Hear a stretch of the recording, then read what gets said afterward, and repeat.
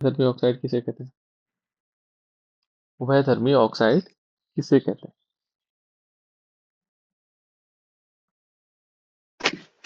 जिसमें अम्ल और क्षार हम्म। अभिक्रिया करके हम्म। लवण और जल बनाते हैं।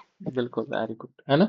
जिसमें अम्ल और क्षार मिल करके क्या करते हैं, लवण और जल बना देते हैं, उसको हम उभयधर्मी ऑक्साइड कहते हैं। उसका एक एग्जाम्पल था बेटा, क्या था एग्जाम्पल? क्या था, किस कौन था वो उभयधर्मी ऑक्साइड का नाम बताना उसका? Al2O3। Very good, Al2O3। तो देखो बेटा, Al2O3, देखो ऐसे धातु ऑक्साइड जो अम्ल, यहाँ पर क्या करेंगे, ऐसे धातु ऑक्साइड जो अम्ल तथा क्षारक दोनों से अभिक्रिया करके लवण और जल बना प्रदान करते हैं, उसे हम बोलते हैं उभयधर्मी ऑक्साइड। ये है बेटा उभयधर्मी ऑक्साइड, है ना? और उभयधर्मी ऑक्साइड का हमारे पास एग्जाम्पल था Al2O3। Al2O3 हमने 6HCl की रिएक्शन करवाएंगे तो ये बनाएगा एल्युमिनियम ट्राइक्लोराइड और जल बना देगा। ये लवण है ना? एल्युमिनियम ट्राइक्लोराइड या एल्युमिनियम क्लोराइड जो है एक लवण है, और साथ साथ में जल बनेगा। ठीक हो गया? दूसरा इसमें देखो, दूसरा क्या है, यदि हम एल्युमिनियम ऑक्साइड को लेते हैं, ठीक है ना, NaOH के साथ करवाते हैं तो ये बनाता है NaAlO2। इसका नाम क्या था बेटा? किसी को याद है इसका नाम? इसका नाम था सोडियम एल्यूमिनेट, याद रखना, सोडियम एल्यूमिनेट, है ना, सोडियम एल्यूमिनेट, ये सोडियम एल्यूमिनेट। ठीक है। नेक्स्ट था, कौन सी धातुएं जो तनु नाइट्रिक अम्ल के साथ अभिक्रिया करती है और हाइड्रोजन गैस बनाती है? क्योंकि यहाँ पर क्या होता है कि जो जो नाइट्रिक अम्ल है, नाइट्रिक अम्ल के साथ अभिक्रिया करती तो है, लेकिन हाइड्रोजन गैस नहीं बनाती। सारी जो धातुएं होती हैं वो NO2 बनाती है, N2 बनाती है, लेकिन दो दो धातुएं हमारे पास ऐसी हैं जो हाइड्रोजन गैस निकालती। कौन कौन सी बेटा? मैग्नीशियम और मैग्नीज। वेरी गुड, ठीक है ना, मैग्नीशियम और मैग्नीज।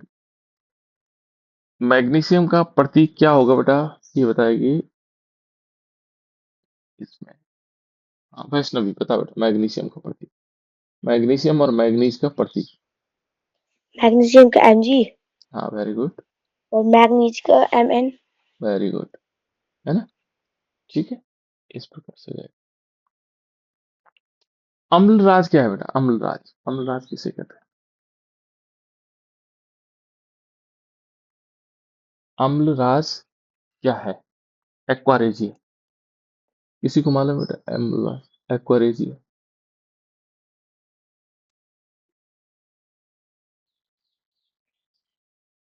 दिव्या बता बेटा, दिव्या, दिव्या रतुड़ी, अम्लराज क्या होता है? दिव्या पंडित, आरुषि नेगी बताओ।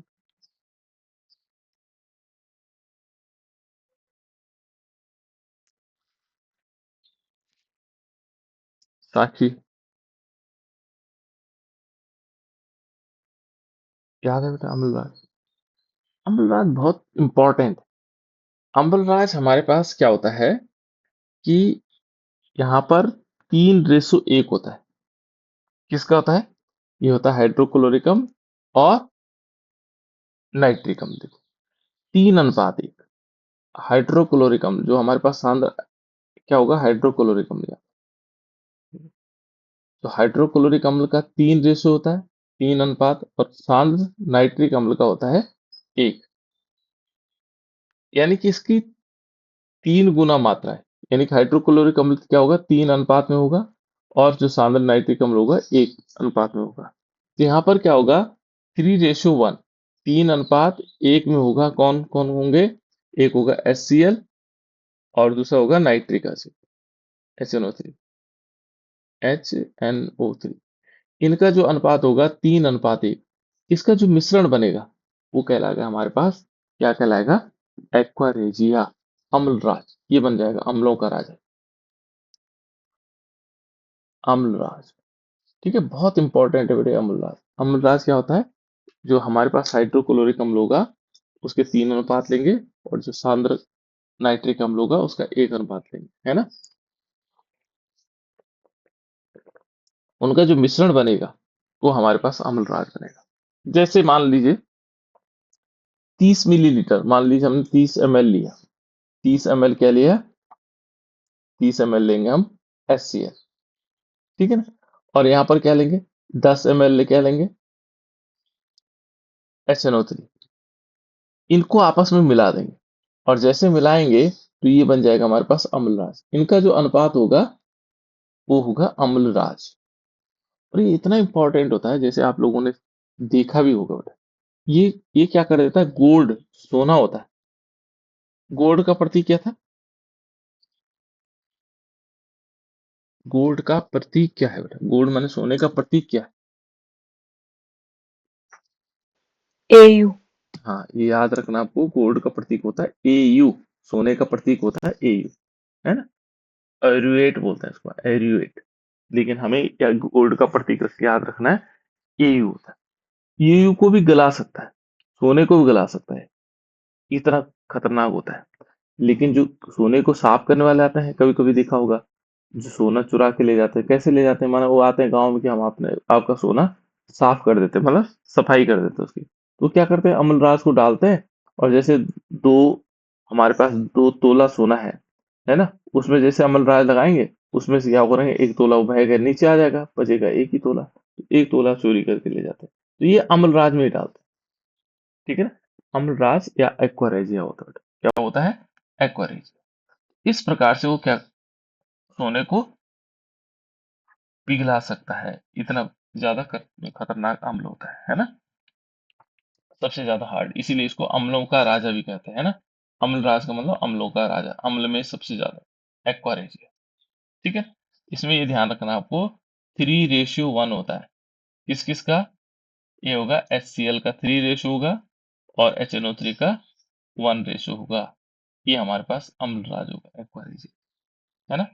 3:1 इस टाइप के होगा, ठीक है ना। इसका जो मिश्रण बनेगा वो हमारे पास अम्लराज होगा। क्लियर। भाप के साथ हमें आयरन की अभिक्रिया करवानी हो सकती है। आयरन क्या होता है,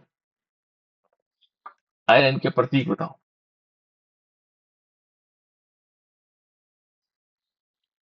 बताओ बेटा वैष्णवी, ये वैष्णवी का काम है सारे प्रतीक बताने, ताकि उसे याद हो जाएंगे अभी। बताओ बेटा।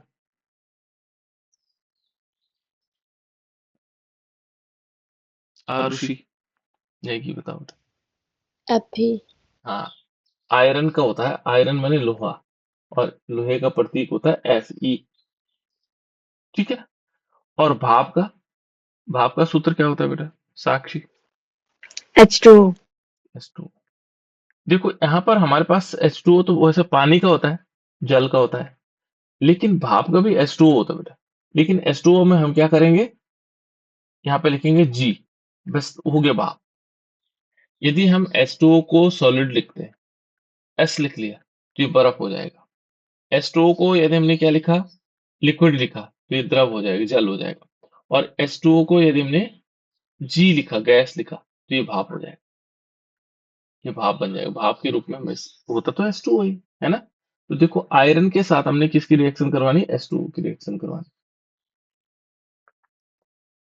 क्या होगा आयरन, रक्त तप्त, कभी कभी क्वेश्चन आता है, रक्त तप्त आयरन पर भाप की अभिक्रिया करवाई जाती है तो क्या बनेगा। क्वेश्चन कई बार पूछा गया। रक्त तप्त क्या है, हमारे पास आयरन होगा, तो रक्त तप्त आयरन पर हमें क्या करना है, भाप की अभिक्रिया करवानी, तो क्या बनता होगा, ये बनेगा बेटा आयरन ऑक्साइड, ठीक है ना। आयरन ऑक्साइड, देखो यहाँ पर क्या होगा, जैसे हमने लिया Fe, ये आयरन है, ये सॉलिड फॉर्म में है। H2O गैस के फॉर्म में लिया, भाप के रूप में लिया, ये अभिक्रिया करेगा, ये बनाएगा Fe3O4, Fe3O4, और साथ साथ में इसमें निकलेगा H2, हाइड्रोजन गैस निकलेगी। ठीक है ना, तो ये रिएक्शन याद रखनी है आपको, ये बहुत पूछी जाती है। यहाँ पर लिखा जाता है रक्त तप्त आयरन पर, रक्त तप्त आयरन पर भाप की अभिक्रिया से क्या बनता है ना। तो हमारे पास इस टाइप से ये रक्त तत्व आयरन पर जब अभिक्रिया करवाएंगे तो ये बन जाएगा। ठीक है, तो ये हो जाता है। नेक्स्ट हम आगे चलते हैं इसमें। देखो नेक्स्ट है जैसे लेड, ये कहता है लेड हो गया। लेड का प्रतीक क्या था, तीसरा कल हमने बात की थी लेड। PB. हम्म, वेरी गुड, पीबी। लेड को बोलते हैं पीबी, है ना। लेड हो गया पीबी। कॉपर, कॉपर का प्रतीक क्या होता है बेटा,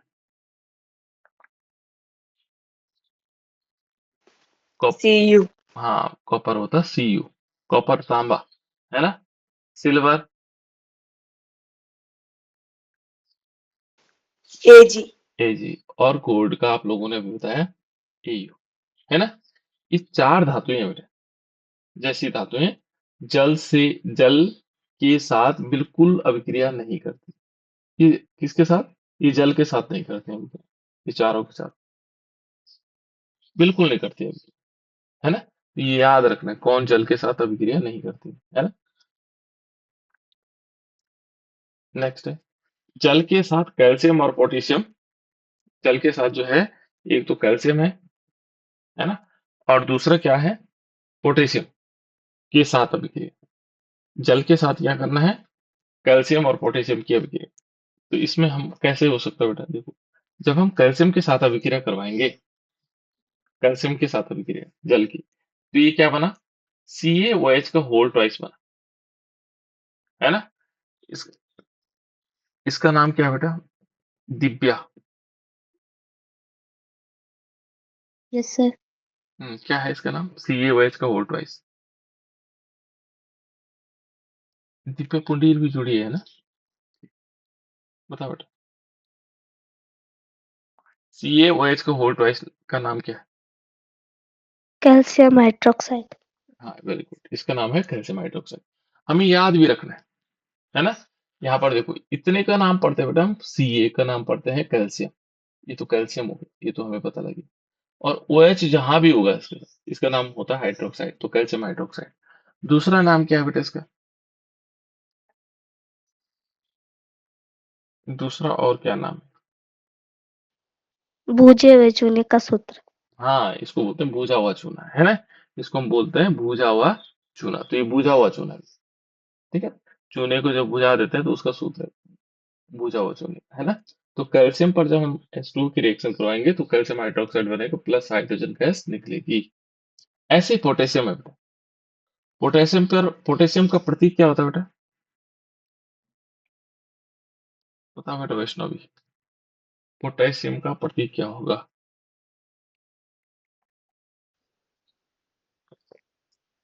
K. के, पोटेशियम का होता है के, नोट करना है। पोटेशियम का प्रतीक होता है के, पोटेशियम का प्रतीक के होता है। कैल्शियम का प्रतीक Ca होता है, कैल्शियम का प्रतीक Ca होगा, पोटेशियम का प्रतीक के होगा। ठीक है ना, ये पोटेशियम होगा। अब पोटेशियम के साथ हमने अभिक्रिया करवानी, तो पोटेशियम के साथ अभिक्रिया किस प्रकार से होगी, देखो यहाँ पर हमारे पास के हो गया, और इस पर हम H2O की रिएक्शन करवाएंगे। H2O का नाम क्या है बेटा, H2O का नाम क्या है,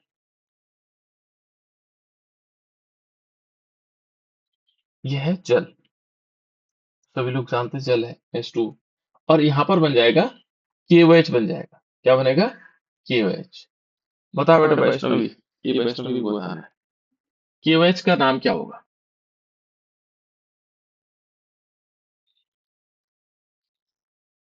अभी बताया मैंने, ये ध्यान रखिए। कैसे बताएंगे, KOH जैसे CaOH का नाम था वैसे ही KOH का नाम भी है। यहाँ पर क्या था, इसका नाम क्या बोला हमने? Ca को क्या बोला? Calcium hydroxide. बिल्कुल, वेरी गुड। यहाँ पर क्या होगा? K को क्या बोलेंगे? पोटेशियम और OH को क्या बोलेंगे? हाइड्रोक्साइड। वेरी गुड, बस ऐसे तो बोलना है, पोटेशियम हाइड्रोक्साइड। भाई ये याद रखना हमें, है ना? क्योंकि हम सोचते हैं इसका कोई नया नाम तो नहीं होगा, लेकिन यहाँ पर देखो, इसको पढ़ो, इतने को पढ़ो, ये पोटेशियम हो गया, OH को हमने हाइड्रोक्साइड बोला, पोटेशियम हाइड्रोक्साइड, यहाँ वोल्ट वाइज है या सिंपल OH है, इससे कोई ज्यादा फर्क नहीं पड़ेगा, क्योंकि इसकी दो वैलेंसी होती है, दो संयोजकता होती है, इसलिए दो OH जुड़े हुए हैं। इसकी एक ही संयोजकता होती है, इसलिए इसमें एक ही OH जुड़ा हुआ है। जैसे एल्यूमिनियम है, एल्यूमिनियम की तीन संयोजकता होती है, इसलिए इसमें तीन OH जुड़ेंगे, है ना? तो ये एल्युमिनियम हाइड्रोक्साइड हो जाएगा। बस ऐसे ही याद रखना, है ना? इसी प्रकार से हम क्या करेंगे, इनके नाम भी याद रखेंगे। ये याद नहीं करने, बल्कि अपने फटाफट आ जाने चाहिए, है ना? तो इस टाइप से। नेक्स्ट देखते हैं। देखो, अभिक्रियाशील, एक है अभिक्रियाशील धातु को तनु नाइट्रिक अम्ल। देखो यहाँ पर है हमारे पास तनु हाइड्रोक्लोरिक अम्ल। हम क्या है, अभिक्रियाशील धातु है, जो अभिक्रियाशील धातु होती है, उस पर हम क्या करते हैं, वो कह रहा है कि इसमें तनु हाइड्रोक्लोरिक अम्ल डाला जाता है। इसमें क्या करते हैं, तनु हाइड्रोक्लोरिक अम्ल डाला जाता है, और जैसे इसमें तनु हाइड्रोक्लोरिक अम्ल डालते हैं, तो कौन सी गैस निकलती है? ये कह रहा है कौन सी गैस निकली, तो क्या निकल सकती है बेटा? जैसे माना कोई धातु है और उसमें हमने हाइड्रोक्लोरिक अम्ल डाला, तो कौन सी गैस निकलने की संभावना है?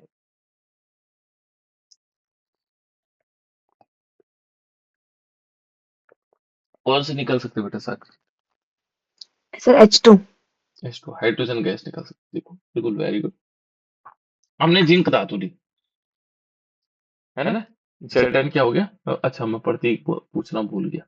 ये Zn क्या है बेटा? जिंक है ना? और इस पर हमने HCl की रिएक्शन करवाई। इसका नाम क्या है? HCl का नाम क्या है? इसका नाम है हाइड्रोक्लोरिक अम्ल। ऊपर लिखा हुआ भी है, हाइड्रोक्लोरिक अम्ल। HCl को बोलते हैं हाइड्रोक्लोरिक अम्ल। ये क्या करेगा रिएक्शन करके? ये बना देता है बेटा ZnCl2। ZnCl2 का नाम क्या होगा? इनके पंडित बताओ बेटा। Zinc chloride. वेरी गुड, ठीक है ना? और H2 को बोलते हैं हाइड्रोजन। देखो यहाँ जिंक लिखा हो, पहले वाले में जिंक है, ये तो जिंक है ना? इतने का नाम तो यहाँ पर जिंक है, और ये क्या लगा हुआ? क्लोराइड, तो जिंक क्लोराइड हो गया।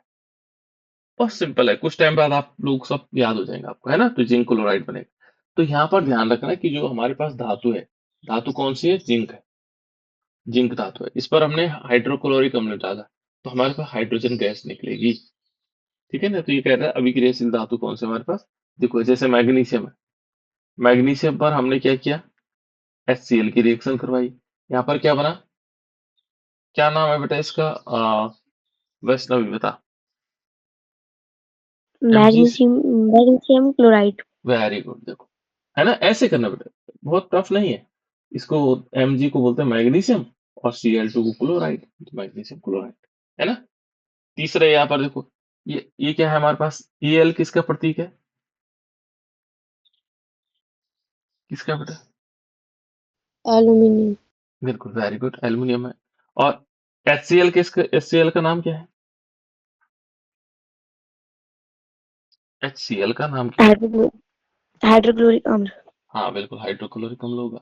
और जैसे क्या होगा, ये रिएक्शन करेगा, क्या बनाएगा? Aluminium chloride. Very good, very good, very good, ठीक है ना? एल्युमिनियम क्लोराइड, और ये साथ साथ में हाइड्रोजन। तो देखो ये सारी धातुएं, ये सक्रिय धातुएं। जिंक धातु के साथ हमने HCl की रिएक्शन करवाया, मैग्नीशियम धातु के साथ करवाया, एल्युमिनियम धातु के साथ करवाया, और ये हमारे पास ये क्या बनते रहे? अलग अलग क्या बनते रहे? जैसे मानो यहाँ ZnCl2 है ना? MgCl2 है, और AlCl3, ठीक है ना? एल्युमिनियम ट्राइक्लोराइड भी कह सकते हैं, या एल्युमिनियम क्लोराइड भी कह सकते हैं, ठीक है ना? इस प्रकार से बनता है, ठीक है? नेक्स्ट क्वेश्चन है बेटा, ये H2SO4 का नाम क्या है? आरुषि ने की बताएगी बेटा। H2SO4 का नाम क्या है? सल्फ्यूरिक अम्ल। वेल वेरी गुड, ठीक है ना, इसको हम बोलते हैं बेटा सल्फ्यूरिक, है ना। और आयरन का क्या प्रतीक है बेटा दिव्या रतुड़ी?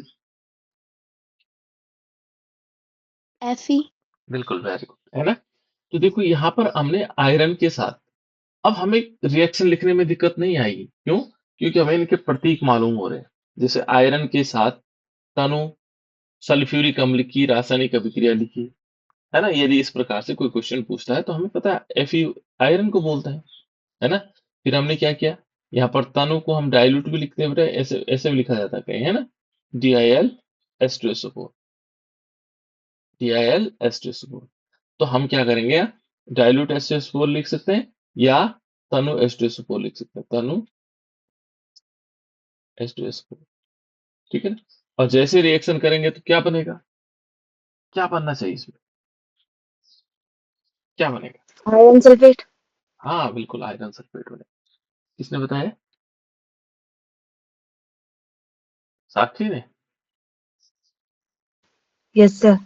हाँ, यहाँ पर बनेगा आयरन सल्फेट, है ना। यहाँ पर बनेगा आयरन सल्फेट का फॉर्मूला क्या होता है, क्या होता है बेटा आयरन सल्फेट का फॉर्मूला?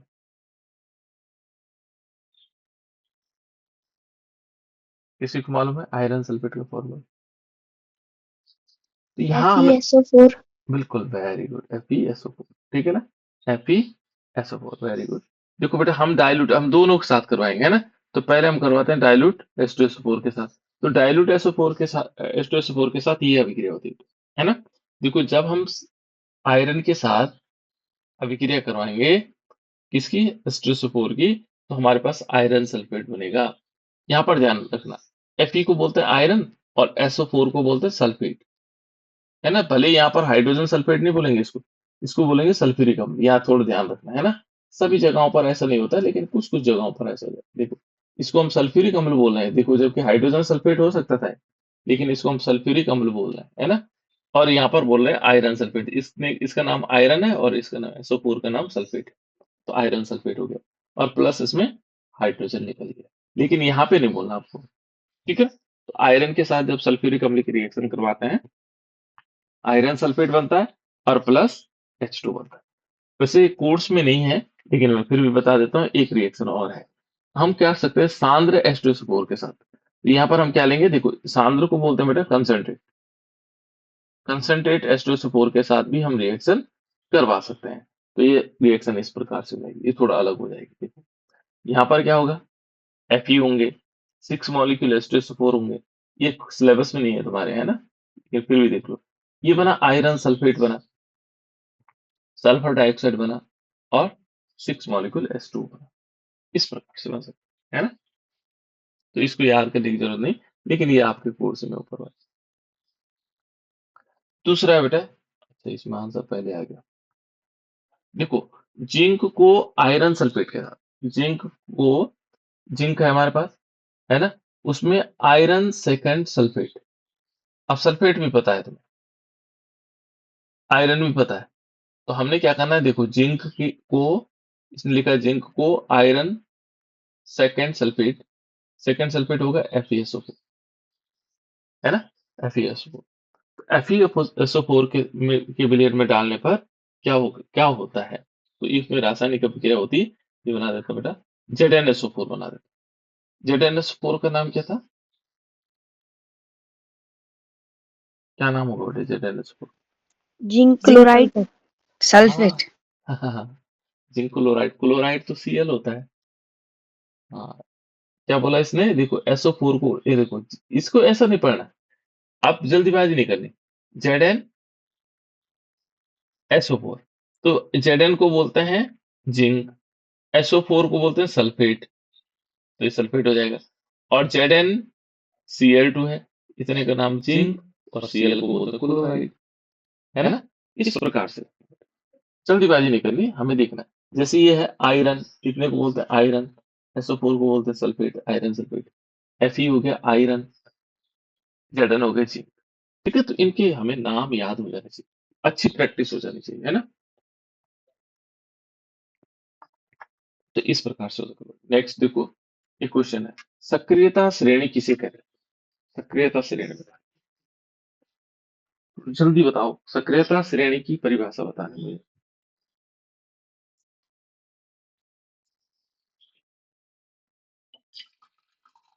बताओ जल्दी से, क्या हो सकता है सक्रियता श्रेणी?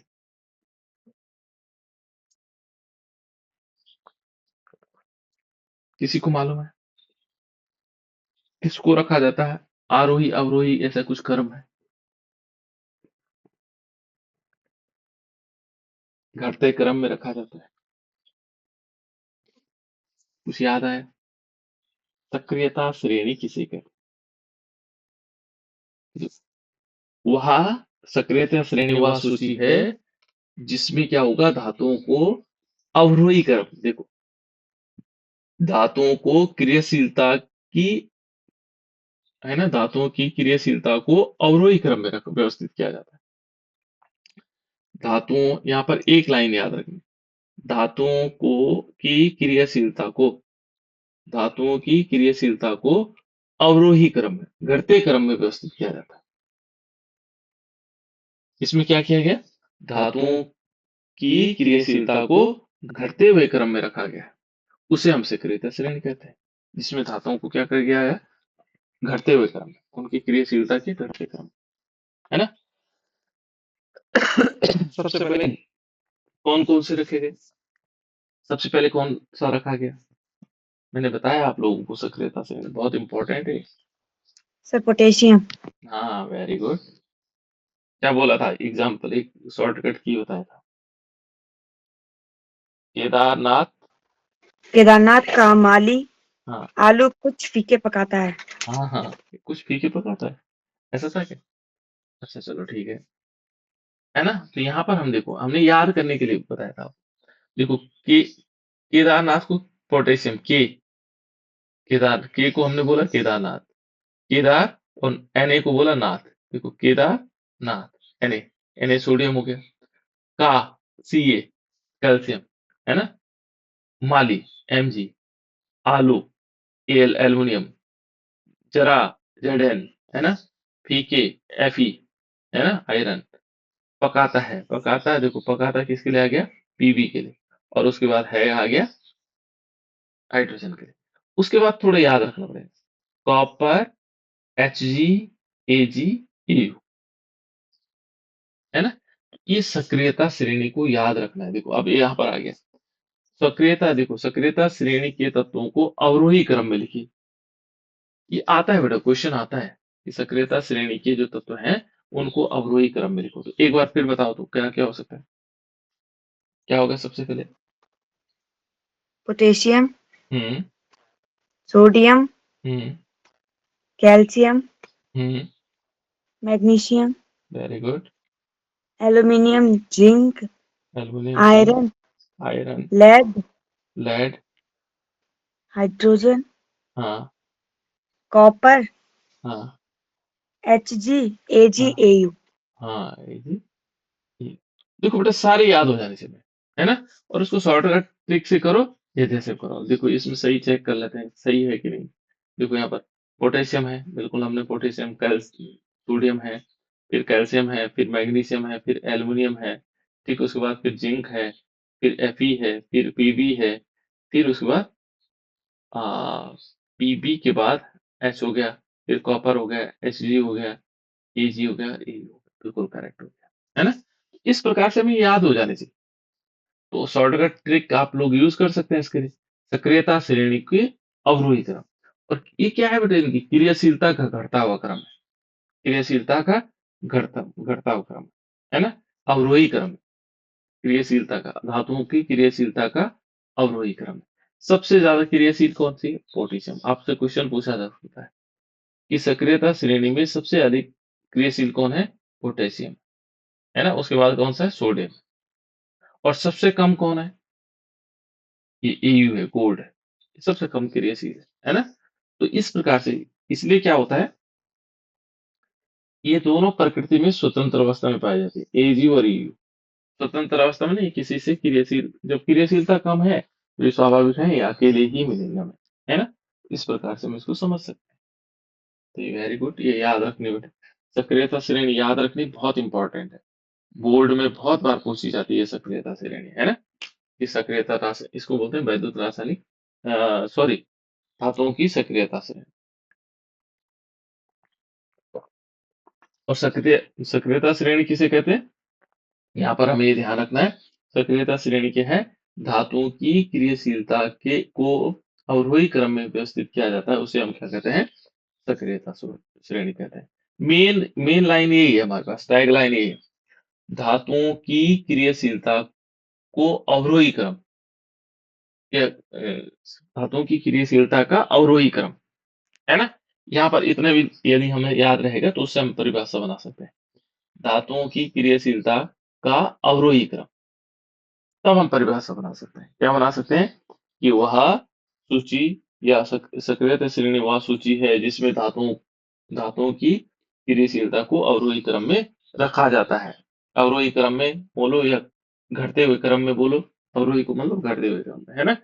घटते हुए क्रम में रखा जाता है, उसे हम सक्रियता श्रेणी कहते हैं। इस प्रकार से भी इसको लिखा जा सकता है। ठीक हो गया?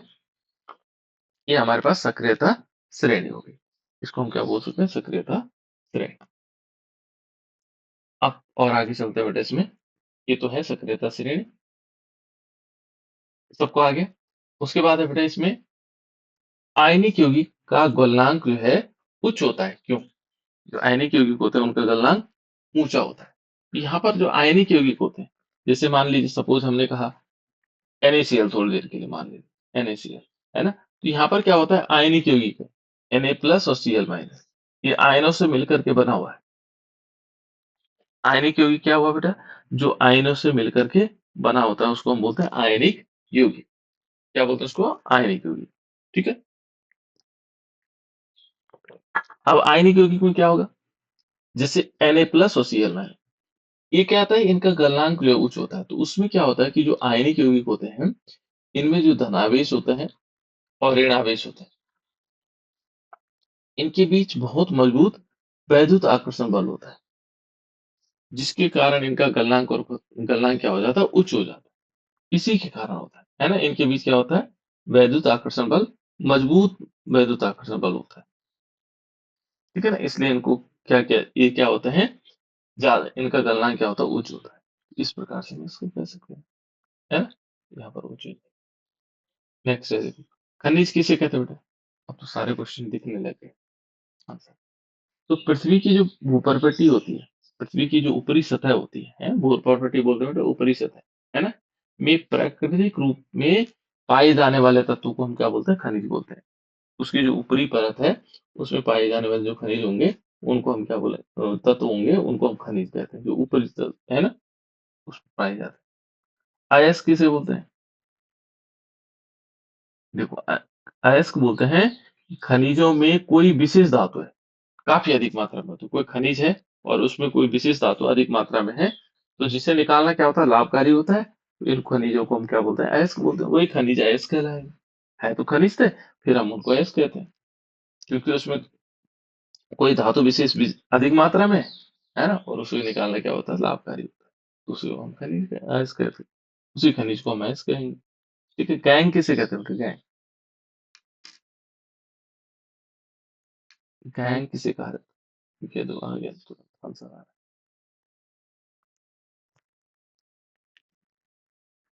गैंग बहुत सिंपल है। देखो, गैंग क्या होता है?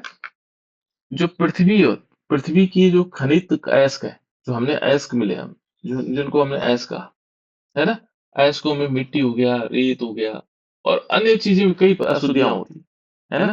तो जो ये अशुद्धियां हैं, मिट्टी, रेत और अन्य अशुद्धियां हैं, उनको हम गैंग बोलते हैं। क्या बोलते हैं? गैंग। उनको क्या बोलते हैं रसायन विज्ञान भाषा में? गैंग कहा जाता है। तो ये गैंग है ना? इस प्रकार से देखो, प्रकृति में मुक्त अवस्था में पाई जाने वाली धातु कौन सी, जो प्रकृति में मुक्त अवस्था में पाई जाती है? एक तो है, मेन होती है सोना और चांदी। जो मेन है वो सोना और चांदी प्रकृति में मुक्त अवस्था में पाए जाते हैं। ठीक है? लेकिन उसके बाद प्लेटिनम हो गया और कॉपर, ये चार धातुएं हमारे पास क्या है? प्रकृति में स्वतंत्र अवस्था में पाई जाती हैं। उसका कारण ये है, ये कम क्रियाशील होती है, क्रिया करती है नहीं, तो इसलिए स्वतंत्र अवस्था में मिलती है। कम क्रियाशील होती है ना, इसलिए क्या होंगे, स्वतंत्र अवस्था में मिलेंगे। ठीक है, ये प्रकृति में। गोल्ड का क्या प्रतीक बताया था हमने? AU AU। और चांदी का? AG AG। और प्लेटिनम का? प्लेटिनम का होता है तो PT, है ना। और कॉपर का? CU। ठीक है, ये याद रखने, सारे प्रतीक याद रखने हैं आपको। उससे क्या होता है, रिएक्शन आती है। जैसे यदि प्रतीक हमें याद है तो उससे हमें रिएक्शन बहुत आसान हो जाती है ना। अच्छा, वर्जन किसे कहते हैं? तो सब आंसर लिखने पड़ते हैं ना। वर्जन कहते हैं, क्या होता है, जहां पर क्या होगा, सल्फाइड अयस्क, जो सल्फाइड अयस्क को वायु की उपस्थिति में अधिक ताप पर गर्म करने पर यह ऑक्साइड में परिवर्तित होता है। देखो यहाँ पर हमारे पास जो सल्फाइड है, एक चीज देखो, की पॉइंट याद रखो, सल्फाइड अयस्क क्या हो रहे हैं, ऑक्साइड में हो रहे हैं परिवर्तित। देखो, सल्फाइड अयस्क ऑक्साइड में परिवर्तित हो रहे हैं। ठीक है ना। तो यहाँ पर क्या होगा, सल्फाइड अयस्क क्या है, वायु की उपस्थिति में अधिक ताप पर गर्म करने पर यह क्या हो जाता है, ऑक्साइड में परिवर्तित हो जाते हैं। और इस प्रक्रिया को बोलते हैं बेटा वर्जन। ये प्रक्रिया क्या है, हमारे पास वर्जन है, इस प्रक्रिया को। तो यहाँ पर देखना, ये सल्फाइड जिंक सल्फाइड है ना। इसने ऑक्सीजन से अभिक्रिया की और ये क्या बना दिया, जिंक ऑक्साइड, और 3 मॉलिक्यूल सल्फर डाइऑक्साइड बना। तो ये वर्जन अभिक्रिया है। ठीक, इसके साथ निस्तापन अभिक्रिया होती है, निस्तापन। तो निस्तापन में क्या होगा, निस्तापन में थोड़ा याद रखना है कि यहाँ पर क्या होगा, कार्बोनेट होगा। कल पूछूंगा मैं फिर इसको, है ना। कार्बोनेट है, इसको फिर ऑक्साइड में परिवर्तित कर दिया जाता है। वहां क्या था, सल्फाइड को ऑक्साइड में, वर्जन में। और ये निस्तापन में क्या हो रहा है, कार्बोनेट को ऑक्साइड में। ठीक है ना। देखो, कार्बोनेट है, इसको सीमित सीमित वायु में अधिक ताप पर गर्म करने पर क्या हो जाता है, ऑक्साइड में बदल जाता है। तो ये प्रक्रिया क्या है बेटा, ये है निस्तापन। इसको बोलते हैं निस्तापन। ये विस्थापन हो गया, है ना। जैसे देखो, यहाँ पर इसका नाम क्या है, ZnCO3 का। कौन बताएगा, ZnCO3 का नाम क्या हो? जिंक कार्बोनेट बिल्कुल, वेरी गुड। यहाँ पे ध्यान रखना पड़ेगा, Zn को बोलते हैं जिंक, ऐसे पढ़ा जाता है, Zn को जिंक और CO3 को कार्बोनेट। क्योंकि अभी आप छोटी क्लासों में ना, तो ऐसे पढ़ना आप लोगों को, है ना, जिंक कार्बोनेट। और उसके बाद है जिंक और ऑक्सीजन हो गया। तो जिंक क्या आके क्या बनेगा बेटा, क्या बोलेंगे? ऑक्साइड बिल्कुल बिल्कुल, वेरी गुड। देखो, जिंक ऑक्साइड बन जाएगा। इसको बोलते हैं कार्बन, और ये 2 ऑक्सीजन है, कार्बन डाइऑक्साइड हो जाएगा। ठीक है, तो इस प्रकार से क्या है, तो ये हमारे पास अलग अलग प्रकार के निस्तापन और वर्जन। बाकी हम इसका रिवीजन